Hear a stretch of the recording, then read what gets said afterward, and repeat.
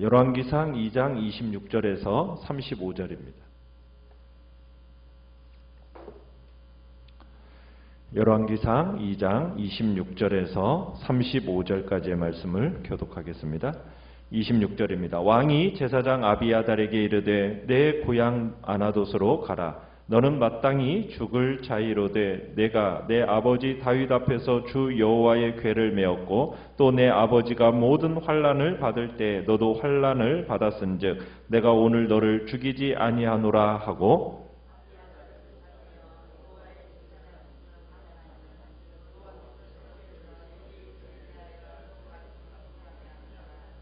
그 소문이 요압에게 들림에 그가 여호와의 장막으로 도망하여 제단 뿔을 잡으니 이는 그가 다윗을 떠나 압살롬을 따르지 아니하였으나 아도니아를 따랐음이더라.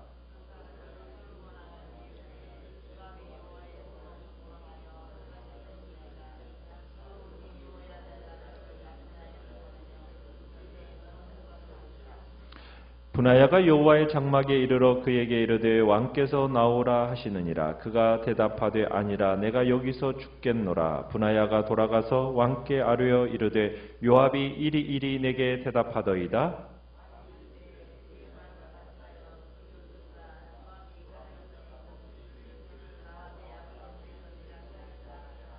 여호와께서 요압의 피를 그의 머리로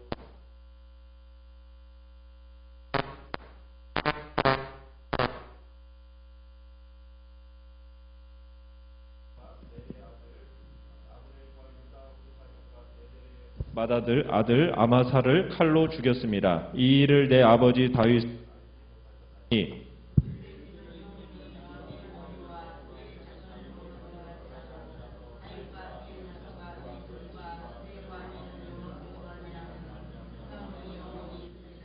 여호야다의 아들 분하야가 곧 올라가서 그를 쳐 죽이매 그가 광야에 있는 자기의 집에 매장되니라.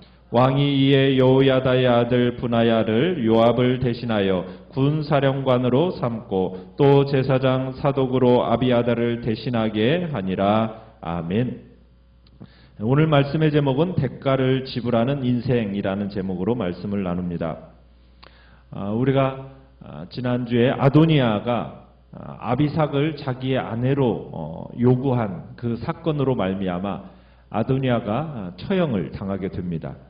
이 아도니아의 사건은 그의 음모에 동조했던 자들에 대한 심판을 시행할 계기를 마련하게 해줍니다.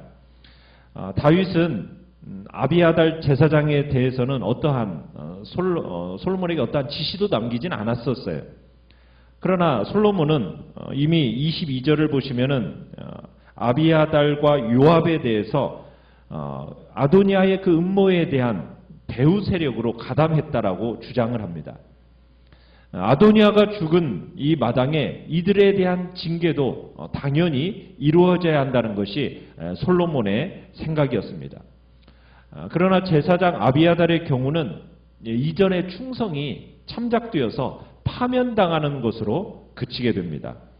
26절을 오늘 본문 26절을 보면 우리가 볼 솔로몬의 말에서 알 수 있지만 다윗이 환난당하여 도망가던 시절 아비아달의 아버지 집안이 다윗을 숨겨준 일로 인하여서 사울 일가에게 전체가 몰살당한 적이 있었거든요. 그러니까 솔로몬은 그 선대를 기억하면서 죽음만은 면해주고 고향으로 추방당하는 것으로 끝을 내게 됩니다. 아마도 솔로몬은 아비아달이 제사장으로 하나님께 기름 부음 받은 자였기 때문에 스스로 이렇게 처형하지는 않았던 것 같아요. 그렇지만 아비아달의 경우에 제사장직 파면이라는 것은 그의 종교인으로서의 생명이 끊어진 것이잖아요. 뿐만 아니라 그 가문의 제사장직이 단절되어진 것을 의미한다는 점에서 엄청난 형벌이 아닐 수가 없는 겁니다.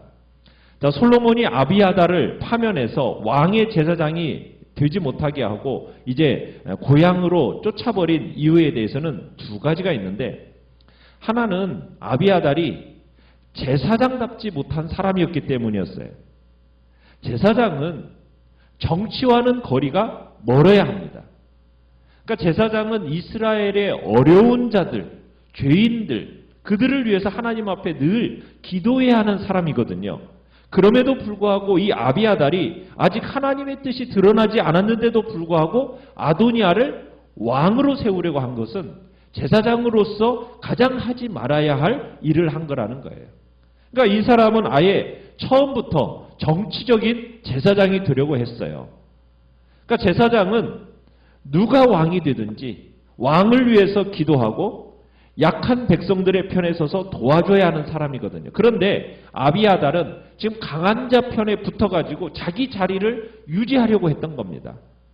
하나님의 나라의 일은 철저하게 하나님이 주인이 되셔야 되고 우리는 모두 종으로서 하나님의 뜻을 기다려야 하는 거예요. 그런데 이 아비아달은 하나님의 말씀은 제쳐놓고 인간적으로 열심을 내는 사람이었고 결국엔 하나님을 팔아먹을 사람이었기 때문에 하나님께서 결국에는 이 아비아달을 파면시킨 겁니다.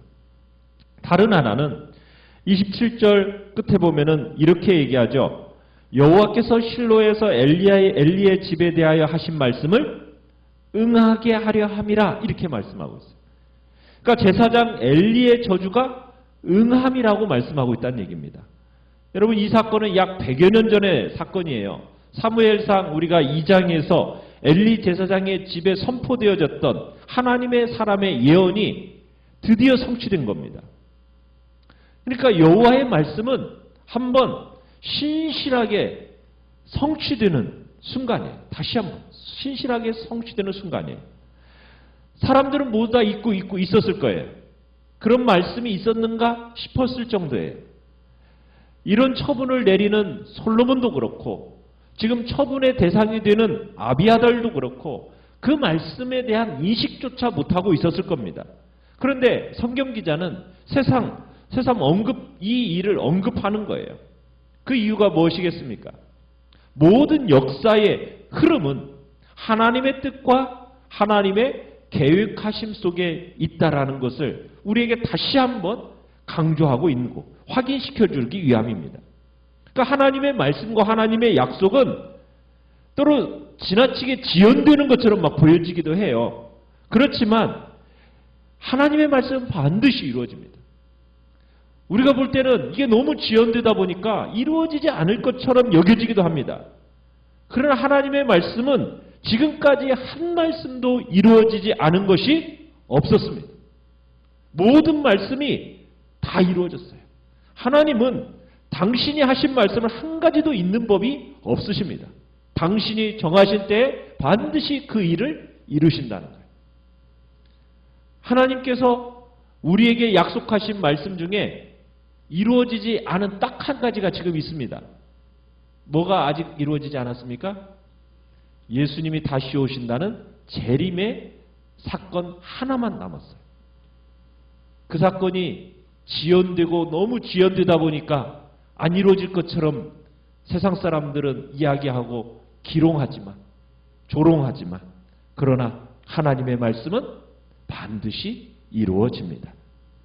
지연되는 것 같지만 하나님의 때에 하나님 앞에서 하나님께서 반드시 이루신다라는 것. 우리는 기억하면서 우리는 하나님의 말씀, 그 말씀대로 모든 것이 이루어지는 그 하나님 앞에서 떨지 않을 수가 없는 겁니다. 그래서 그분의 약속을 믿으시길 바라요. 솔로몬에 의해서 이제 아도니아가 죽고 이제 아비아달이 추방당했다는 소식이 누구에게 들렸습니까? 28절에 보면 요압에게 그 소식이 들렸어요. 아도니아의 왕권을 지지하던 이 요압이 당연히 위협을 느낍니다. 요압은 옛적에 무고한 사람 둘이나 살해했었어요. 그런데 권력을 잡고 있다는 이유로 인해서 죗값을 치르지 않았기 때문에 지금 그 마음이 더욱더 두려웠을 겁니다. 그의 마음속 한편에는 드디어 올 것이 왔다라는 그런 생각이 도사리고 있었을 거예요. 그래서 28절에 보면 요압이 어떤 행동을 취하고 있습니까? 네, 여호와의 장막으로 도망가 가지고 제단 뿔을 잡았습니다. 이게 무슨 행동이에요? 자기의 목숨을 보존하기 위한 행동입니다. 그러니까 요압은 참 이스라엘의 용맹한 장군이었지만 지금까지 지나치게 독단적이었고 인간적인 생각으로 그 아도니아의 쿠데타에 동참했었는데 그는 다윗 왕 말년에 자신의 죄에 대한 책임을 당당하게 지질 못했어요. 솔로몬은 뿔을 잡았던 전에 아도니아에 대해서는 관대했는데 이번에는 호락호락하지 않습니다.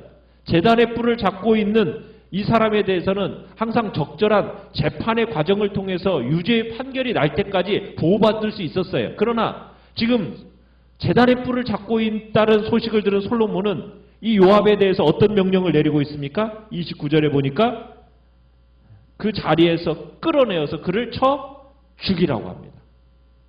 그러면서 무슨 얘기를 하냐면 솔로몬은 오랜 세월 동안 정의가 실현되지 않은 그 살인죄를 빌미 삼아서 요압을 죽입니다. 어떤 정의가 실현되지 않은 살인죄가 어떤 죄였습니까? 32절에 보면은 두 사람 누구예요?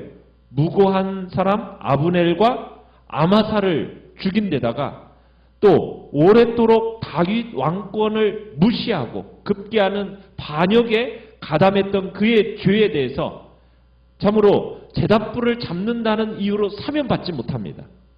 비참하게 처형되고 맙니다. 요압은 왜 자신이 단뿔을 잡아야 하는지에 대해서 이유조차 알지 못했던 거예요. 자기가 흘렸던 그 무고한 피에 대해서 일말의 뉘우침도 없었고 회개도 없었습니다. 요압이 취한 자세는 죄를 전혀 뉘우치지 않는 모렴치한 자가 자신의 목숨을 연명하기 위해서 거룩하신 하나님의 용서를 유용하려고 드는 꼴밖에 안 되었던 겁니다.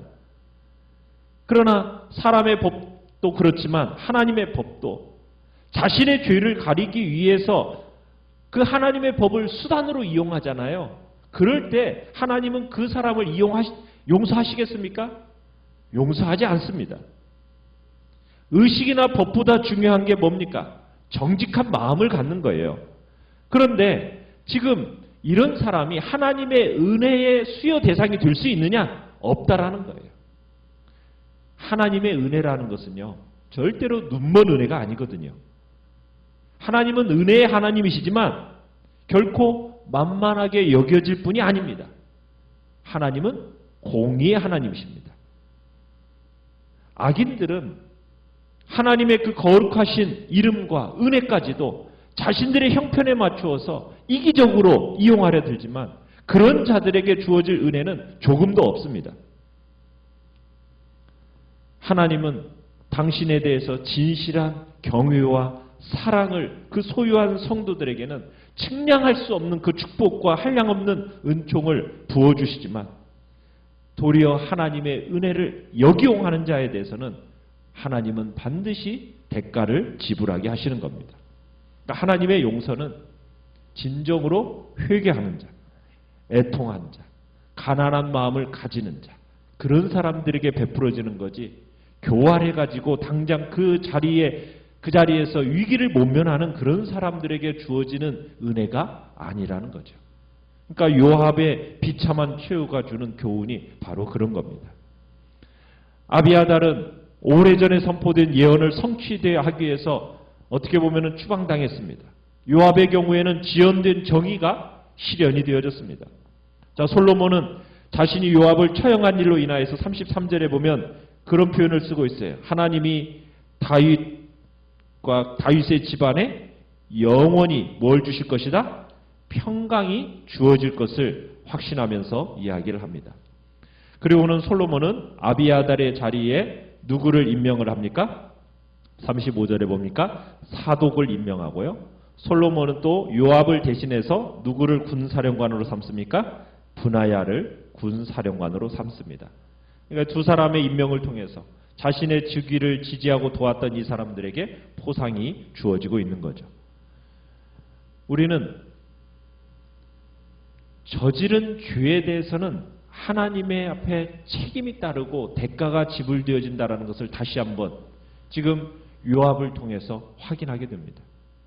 권력을 남용한 자, 마음으로 누군가를 미워하고 죽인 자, 경쟁자를 시기하고 비난한 죄, 그거 하나님 앞에서 반드시 대가가 지불되어지고 있는 것을 볼 때 우리의 마음속에도 혹여나 내가 누군가를 미워함으로 죽이지는 않았나, 시기함으로 비난한 적은 없나, 여러 가지 우리의 마음에 생각나는 죄에 대한 회개함이 우리의 마음속에 있고 공의로우신 하나님을 경외하면서 죄는 어떤 모양이라도 버리겠다라는 복된 결단이 우리 안에 있기를 간절히 축원합니다.